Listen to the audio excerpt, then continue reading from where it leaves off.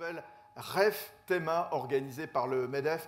Rendez-vous à distance, évidemment, dans le contexte que l'on connaît, mais peut-être le bout du tunnel est-il en vue. En tout cas, une crise sanitaire qui offre probablement une fenêtre de tir aux villes moyennes, avec ce besoin accru de qualité de vie également, d'espace, et puis dans ce contexte aussi de télétravail, bien entendu.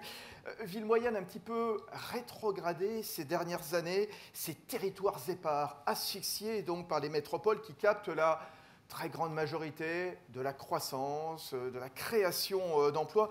C'est ce que montre d'ailleurs un rapport récent réalisé par l'Institut Montaigne, sur lequel on reviendra d'ailleurs ce matin dans le détail. Alors, fracture qui avait initié en partie ce mouvement des Gilets jaunes, en tout cas au début, la France façon puzzle. C'est donc la thématique qu'on vous propose dans un contexte particulier, peut-être de reprise de l'activité économique, alors que se profilent des scrutins d'importance, dans un mois et demi, scrutins locaux, les régionales, les départementales, et puis surtout dans un an pile, l'élection présidentielle.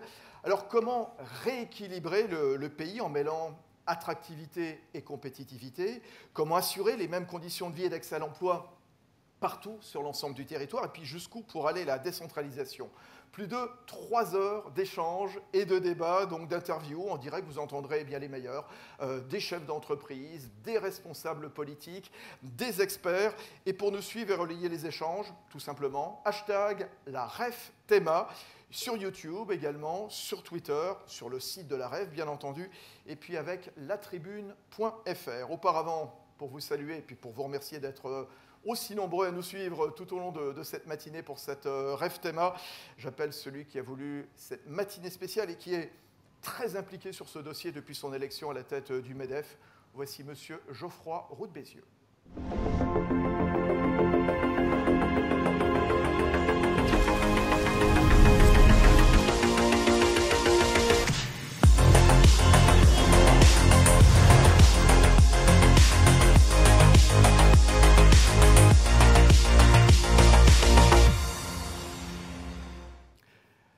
Bonjour Geoffroy Roux de Bézieux. Bonjour Fabrice. On est suffisamment espacé, on a retiré les masques, voilà, je le disais, le bout du tunnel est-il en vue, en tout cas on le souhaite. Formidable cette REF Théma, formidable ce thème que vous avez organisé. Pourquoi justement avoir organisé une REF sur ce sujet? C'est quoi le sentiment que le pays est aussi fracturé que ça, Geoffroy Roux de Bézieux? Alors, vous l'avez évoqué, il y a bien sûr la crise des Gilets jaunes. On est passé, j'allais dire, on a un peu passé par pertes et profits dans la mesure où on a aussitôt basculé quelques mois après dans la crise sanitaire. Mais on sait tous que ça vient de loin. Il suffit de se promener, ne serait-ce que dans les unions territoriales des MEDEF, les MEDEF territoriaux, pour voir qu'on n'est pas tous égaux devant la croissance économique. Vous avez cité ce chiffre, qui a été remis en lumière par l'Institut Montaigne, mais qui est vrai partout dans le monde. C'est-à-dire que les métropoles ont attiré dans ces 20 dernières années énormément de richesses. C'est assez facile à comprendre. Il y a 100 ans, on s'installait là où il y avait la force motrice près des fleuves, là où il y avait du charbon pour avoir de l'énergie. Aujourd'hui, les entreprises les plus agiles, les plus innovantes, celles qui font de la croissance, se développent là où il y a l'énergie du XXIe siècle, c'est-à-dire les cerveaux, c'est-à-dire les pôles universitaires. Et avec le développement en plus du travail dans le couple, enfin des deux conjoints, vous amplifiez le phénomène puisque très souvent, je le vois d'ailleurs quand je vois des MEDEF territoriaux, souvent le problème du travail du conjoint est un sujet.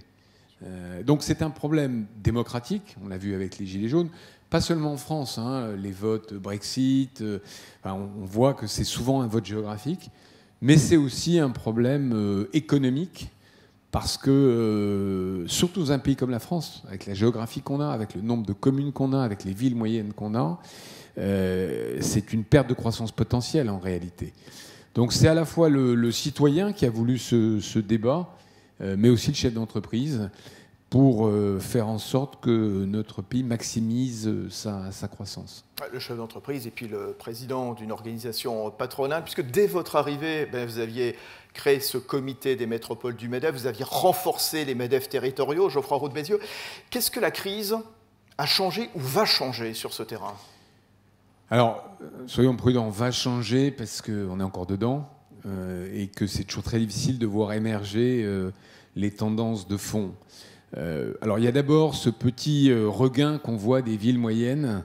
Vous savez, c'est ce qu'on appelle les villes cathédrales, situées à 100 km de Paris, Orléans, Reims, Chartres. Voilà, où il semble que l'immobilier, depuis quelques mois, a augmenté sous la pression, entre guillemets, d'acheteurs parisiens qui se disent je vais habiter Orléans, Chartres ou Reims et venir travailler un jour par semaine à Paris.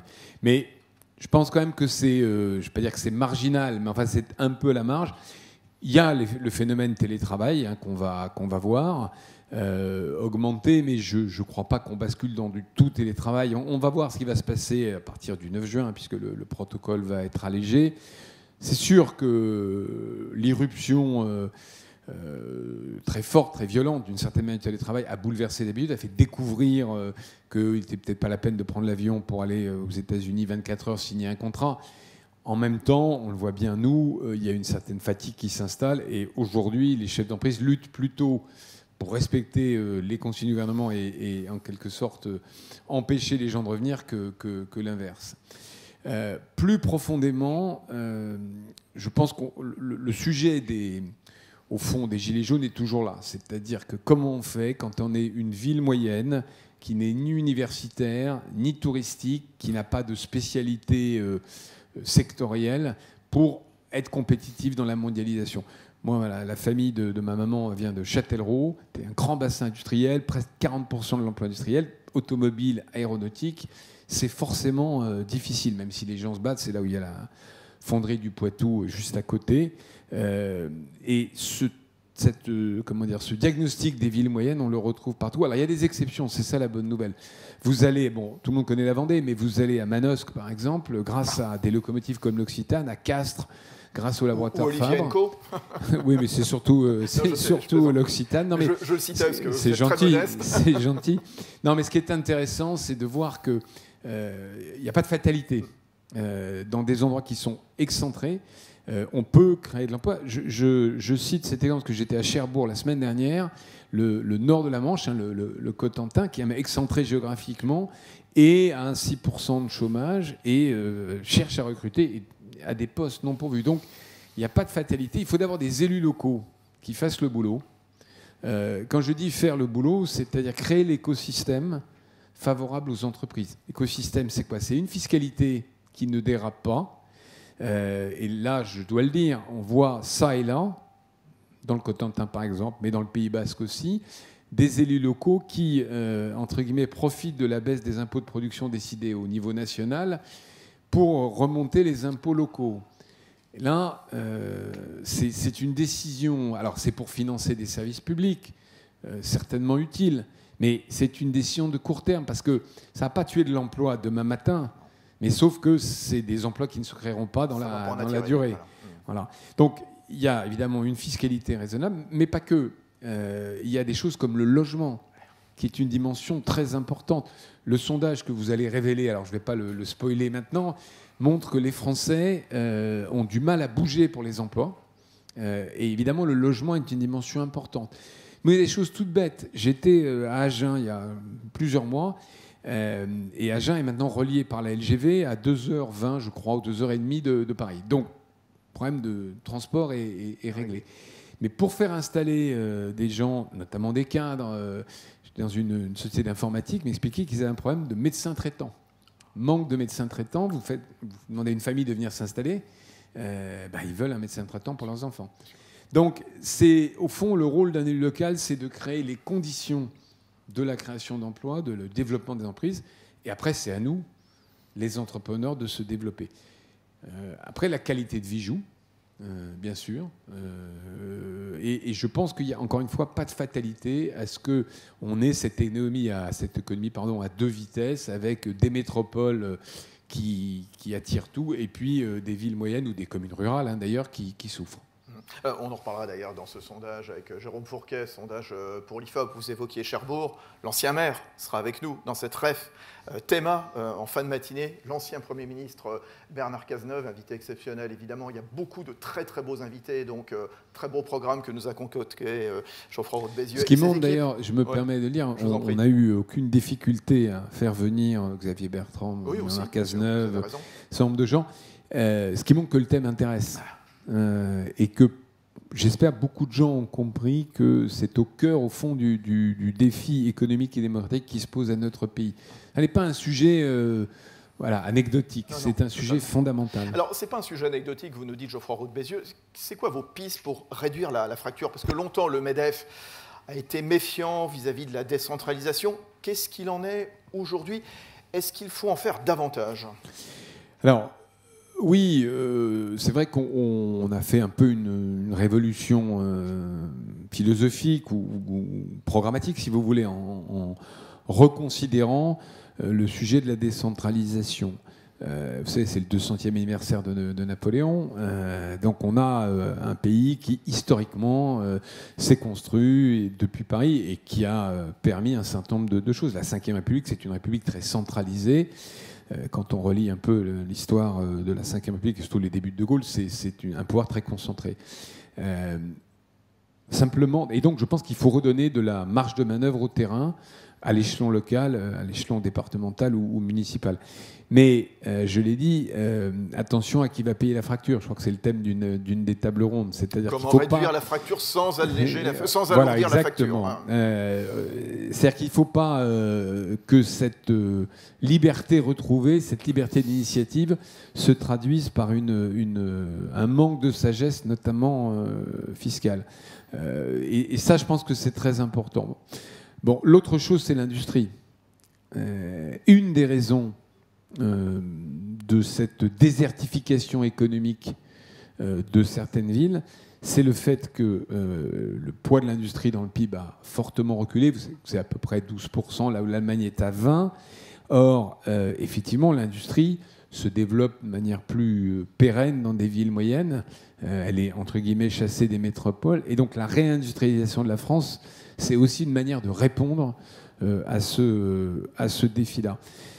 Après, je pense que le rôle d'un élu, c'est là où c'est compliqué, c'est de trouver des points d'ancrage et des spécialités.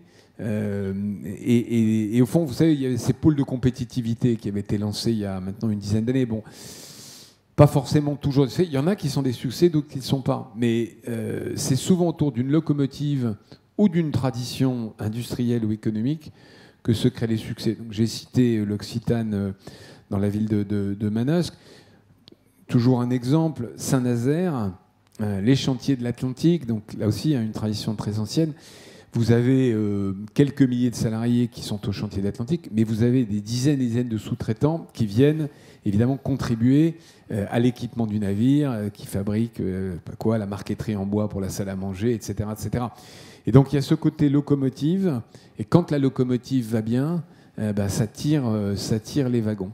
On ira à Charleville-Mézières, d'ailleurs, vieille région industrielle de sidérurgie, qui, entre autres grâce à Boris Ravignon, qui sera avec nous, le maire de la ville, a pu justement tirer la tête de l'eau. Je pense que c'est un exemple très intéressant. Je ne connais pas le cas, mais effectivement, on voit bien l'historique industriel, le déclin de cette industrie et comment on relance une région comme ça. Et si vous voulez, c'est là où on a besoin d'élus locaux. Moi, je ne suis pas de ceux qui tapent toute la journée sur les politiques, c'est trop facile. On a besoin d'élus locaux, qui résonnent dans la durée, et je le dis sans malice, au-delà de l'horizon du mandat, parce que oui, construire une piscine de plus, c'est probablement plus rentable à court terme, en termes d'élection, que de faire en sorte de baisser les impôts de production pour que les usines restent ou se développent. Pourtant, dans la durée pour un territoire, c'est vraiment significatif. Donc on a besoin d'élus locaux qui travaillent main dans la main avec les organisations patronales, les chefs d'entreprise, MEDEF et autres, bien sûr, pour essayer de penser la dynamique économique d'un territoire. Alors nous, au MEDEF, on joue notre rôle. Là, on a cette commission des métropoles, président Philippe Renaudy. On a une commission qui s'appelle Croissance et Territoire. Vous voyez, le choix des mots est important. présidé par Sophie Garcia et Olivier Saleron, qui se penche là-dessus. Mais au final, c'est quand même les élus locaux qui doivent agir. Bon, en tout cas, Philippe Renaudie, il sera avec nous tout à l'heure. On va beaucoup voyager, Geoffroy Roux de Bézieux, grâce à cette rêve théma. On sera dans les Alpes-Maritimes, en effet. On sera avec Sophie Garcia, donc à Toulouse, à la tête du MEDEF Occitanie. On sera aussi avec Olivier Saleron qui interviendra. On ira aussi en Guadeloupe, on ira à Singapour. Voilà, c'est tout le programme donc, de cette matinée. 3 heures donc, de rêve théma. Hashtag la rêve théma. Merci beaucoup d'avoir organisé, Geoffroy Roux de Bézieux, cette réunion, cette matinale spéciale. Et puis ce sondage auquel on faisait allusion, on va le découvrir dans le détail dans un instant avec Jérôme Fourquet.